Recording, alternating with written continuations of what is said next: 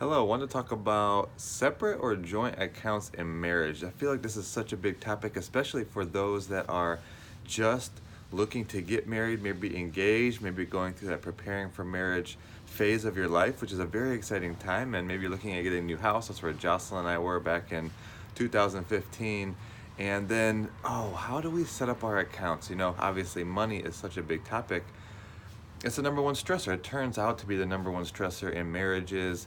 $500 a month would save marriages from going through divorce, half of which are getting divorced now. So it's a big topic, right? Not only does it set you up, but it also sets you up for the long term to not to run into challenges and having stress around it. So, what is the answer? Separate or joint accounts?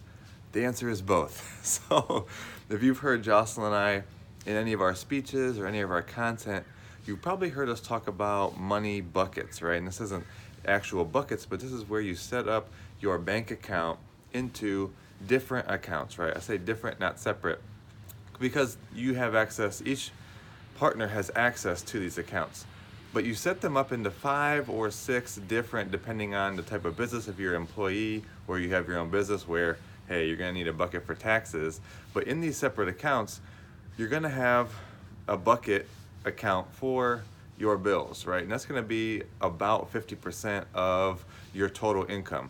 Then you're going to have bucket for giving, for education, for long-term savings, and for that big purchase, right? And then also the taxes one. So then you also have a bucket, here you go, right? This is really important, for fun.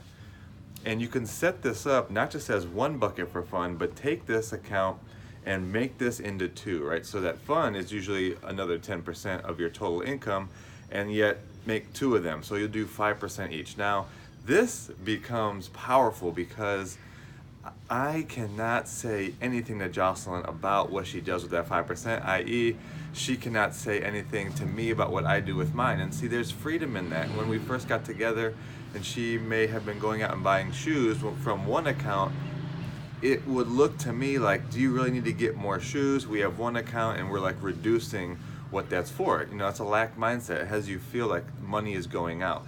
But rather, when you have these different accounts, i.e. fun in this case, it's like you can go out and every month you're actually supposed to spend it. So even if you're going towards a financial goal, you don't wait, well, when I reach that 6-figure mark or when I reach that savings mark, then we'll get to experience the fun, the items. For me, it's watches. For Jocelyn, shoes or purses or jewelry.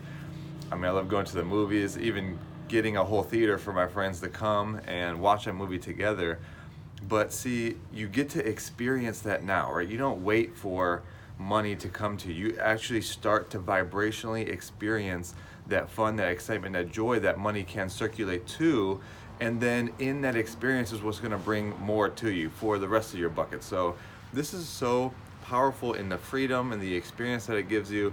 Same with, I want to point out the giving really quick, because it was difficult for me to give early on, because what I was talking about, one account makes you look like anytime money goes out or is circulated out, that I reduce what I have so that someone else can get more.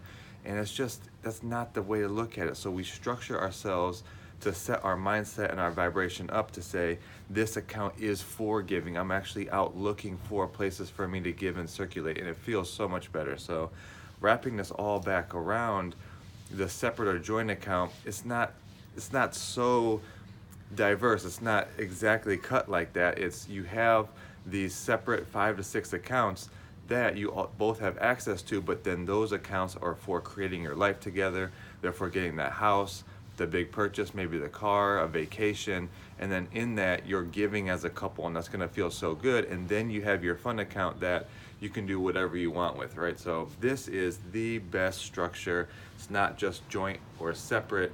It's, let's create our money buckets and just watch how, as you step into this new relationship, this new marriage, the freedom that's going to be there, and as you move into being together for longer periods of time, for years, you're not going to run into that stress that around finances of being in lack. And this is just such a powerful principle.